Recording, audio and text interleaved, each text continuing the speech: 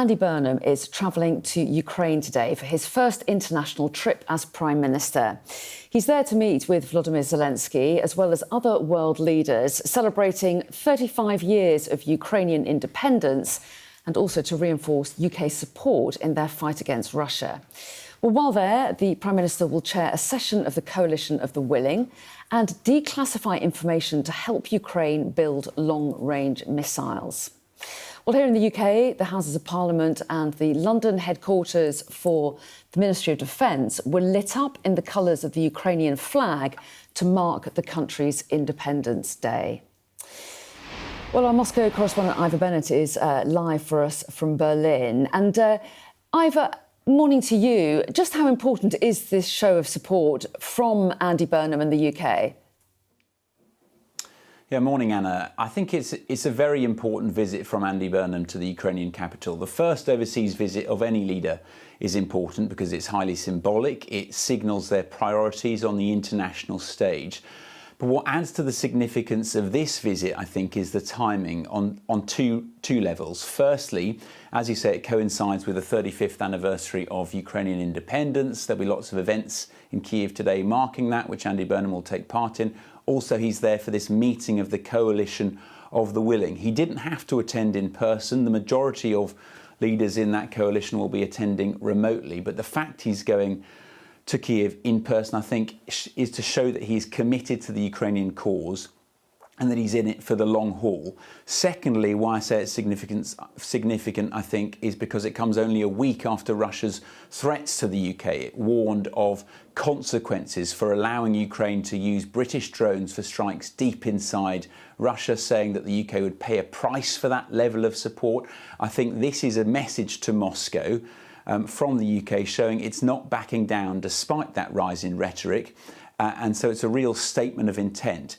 It's not just symbolic either. There's also substance to this visit, which we'll hear more about later. Andy Burnham is going to announce the sharing of classified information with Ukraine on British components in the Scalp missile, which is France's answer to the Storm Shadow long-range missile, is to help Ukraine establish local production of that missile in Ukraine, which I think will be very, very welcome indeed from them.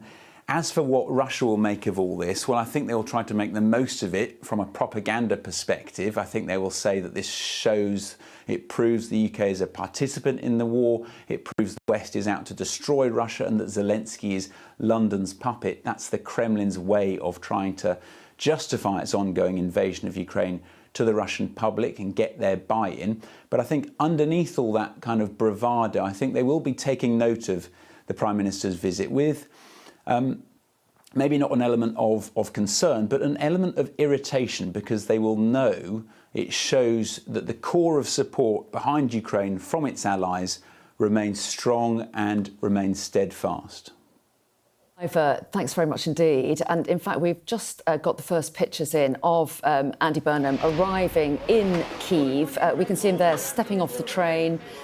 He is being greeted by the Ukrainian Foreign Minister, Andrei Sybiha.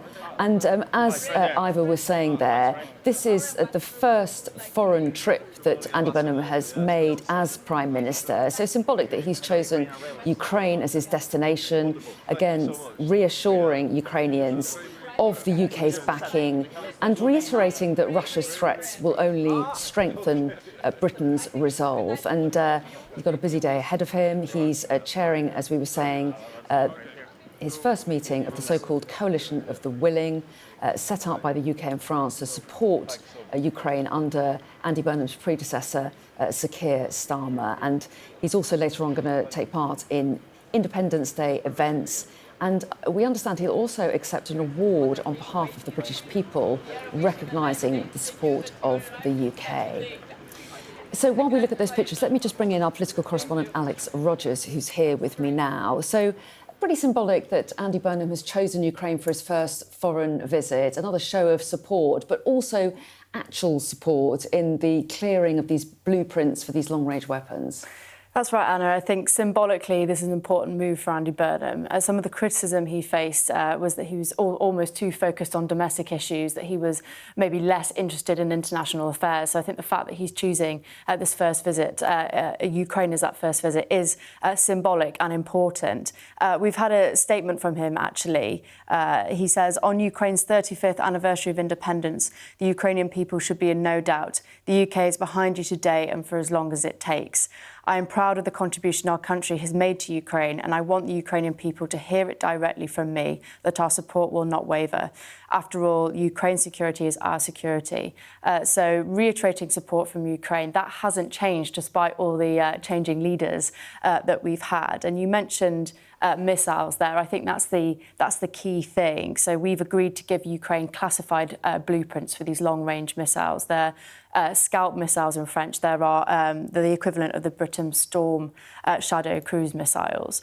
And this is all, as I've alluded to, this is all taking place against the backdrop of Russia expressing continued displeasure with us. They said recently that they threatened consequences over the reported use of British drones in Ukraine that are being used to strike the Russian mainland. So clearly there's a calculation here that this risk is worth, from the British government, that this is a risk worth taking.